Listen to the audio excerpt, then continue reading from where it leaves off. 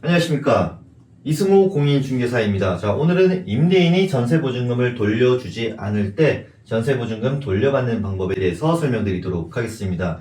이 내용만 보시더라도 모든 내용들을 다 파악할 수 있으니 영상 끝까지 시청 부탁드리고요. 자, 임대인이 임차인에게 이렇게 얘기를 합니다. 자, 전세보증금 돌려줄 돈이 없으니 새로운 세입자를 구해서 알아서 받아서 나가라 라고 할 때 임차인이 할 수 있는 행동 무엇이 있을까? 자, 1번 현실 파악입니다. 자, 이 집을 전세로 살고 있는데 임대인이 전세 보증금을 돌려주지 않아요. 그럴 때 최악의 상황은 뭘까요? 이 집이 경매로 넘어가거나 이 집이 임대인이 아예 그냥 파산 신청을 했을 때 이 집에서 건질 게 하나도 없다라고 하면 그 뒤에 절차를 사실 할 게 없습니다. 예를 들면 아파트든 빌라든 오피스텔이든 KB 시세 주변 시세를 통틀어 봤을 때 아파트 빌라 오피스텔의 시세를 봤을 때 5억짜리 아파트가 있습니다. 그런데 채권 최고액 등기부 등본에 보시면 을구란에 적혀 있어요. 그 채권 최고액이 4억이 잡혀 있다. 그러면 이 집은 어차피 선순위 채권자가 있기 때문에 5억이라도 4억을 변제하고 나면 거의 남는 게 없습니다. 왜냐면 어차피 경매는 80% 아래로 낙찰될 가능성이 높고 경매 비용 등등 빠져나가는 돈이 많기 때문에 사실 임차인이 한 푼도 건질 수 없는 경우도 있습니다. 그래서 뒤에 나오는 임차권 등기 명령은 무조건 해야 되는 절차이긴 하지만 모든 것을 잃어버릴 가능성이 높습니다. 그러나 이 아파트의 근저당권, 채권 최고액이 하나도 잡혀 있지 않은 임차인이 가장 선순위 채권자일 때는 할 것들이 굉장히 많습니다. 혹은 5억짜리 아파트인데 채권 최고액이 1억에서 2억 정도밖에 없다라고 하면 전세보증금을 챙길 수 있는 부분이 크기 때문에 우리는 많은 공부를 해서 최대한 손해를 덜 볼 수 있게 공부를 하셔야 되는 거고요. 현실파, 이 아파트에서 건질 것이 있다 없다가 가장 중요합니다. 오늘은 건질 것이 조금이라도 있을 때 우리가 어떻게 대처하는 것이 좋을까라는 관점에서 설명을 쭉 드리도록 하겠습니다. 자, 두 번째, 임차권 등기 명령 신청. 사실 우리가 이 아파트에 계속 살아도 되고요. 이 아파트가 너무 꼬라지가 보기 싫기 때문에 무조건 이사를 가는 경우도 있습니다. 경제적인 여유가 있으신 분들은 이 아파트에 살지 않고 이사도 가겠지만 그냥 사실 수도 있어요. 어쨌든 임차권 등기 명령을 일단은 신청을 합니다. 언제? 전세 만기일 지난 그 다음날 바로 신청을 하면 되겠습니다. 임차권 등기 명령이라 함은 이 아파트에 임대인이 전세보증금을 돌려주지 않았고 전세 만기일이 지났는데도 불구하고 임차인이 이 집의 대항력을 유지하는 법률적인 조치라고 보시면 되겠습니다. 임차권 등기 명령이 설정이 되고 등기부에 기재가 되면 언제든지 이사를 가셔도 되고 이 집에 거주를 하지 않더라도 대항력은 계속 유지가 되기 때문에 최고 선순위를 유지할 수 있는 제도죠. 이게 왜 무섭냐면 등기부 등본에 임차권 등기 명령이라는 게 박히자마자 임대인 입장에서는 대출을 받더라도 금리가 올라갑니다. 물론 이 아파트를 대상으로 담보대출을 받을 때 기준이에요. 그리고 금융권에서 한 절반 정도는 임차권 등기 명령이 있으면 대출을 거절하는 은행권도 굉장히 많아집니다. 금리가 비싸지고 대출이 안 될 수 있으니 임대인 입장에서는 굉장히 난처한 제도인 거죠. 그리고 새로운 세입자를 구할 때도 임차권 등기 명령이 설정된 집이네.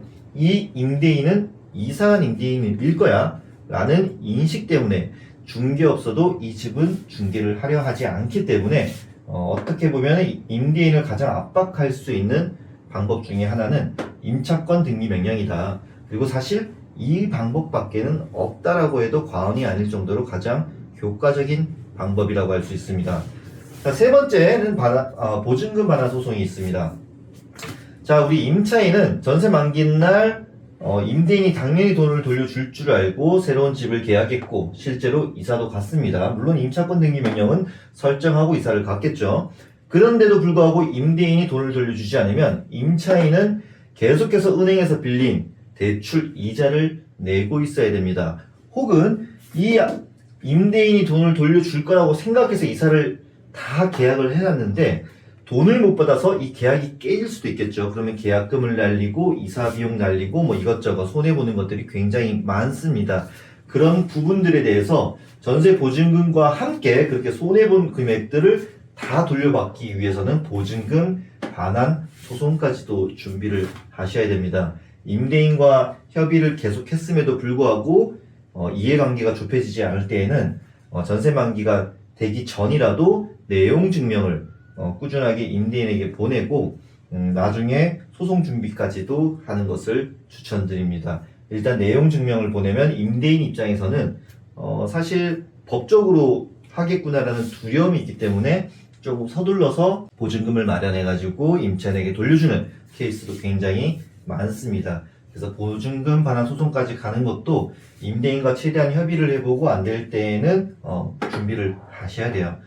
그리고 나머지는 이제 경매 낙찰까지도 생각하셔야 되는데 어차피 은행권에서는 이 아파트를 담보로 임차인에게 빌려준 전세자금 대출을 갚지 않으면 어쨌든 이 아파트는 경매로 처리를 해서 은행권은 그 피해를 최소화시키려고 할 거예요. 그때 경매 낙찰을 할 건데 이 경매로 내가 이 아파트를 받아올 것인지 그냥 포기할 것인지도 선순위를 잘 비교하셔가지고 준비까지 하셔야 되겠습니다.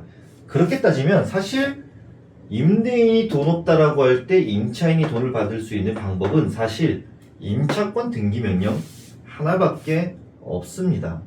물론 보증금 반환 소송까지 또 있겠지만 사실 임대인이 정말 돈이 한 푼도 없는 사람이라면 이 소송 자체가 의미가 없어지기 때문에 처음에 말한 그 현실 파악에서 이 아파트에서 내가 건질 것이 있다 없다를 빠르게 파악하는 게 가장 중요하겠습니다.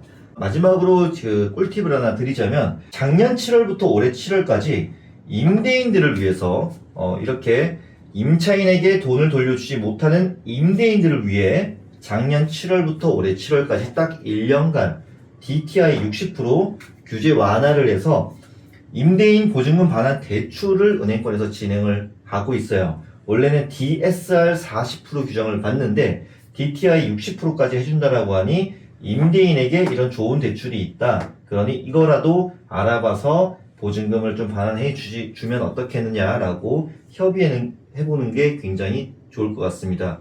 일단 이거는 제가 최근에 임대인분에게 좀 설득을 해서 임대인님 요즘에는 은행권에서 보증금 반환 대출이 있는데 이거라도 좀 해서 저희에게 보증금을 돌려주시면 안 되겠냐. 대신 임차권 등기 명령을 원래 전세 만기일 날 바로 설정을 하려고 했는데 그 기간을 조금 뒤로 늦춰주겠다라고 해서 협의를 한번 해보는 걸 가장 빠르게 추천드립니다. 일단 임대인이 보증금 반환 대출을 받을 때 DTI를 60%까지 근데 올해 7월까지인데 이게 나라에서 좀 더 연장을 해줄 수도 있고 끝낼 수도 있어요.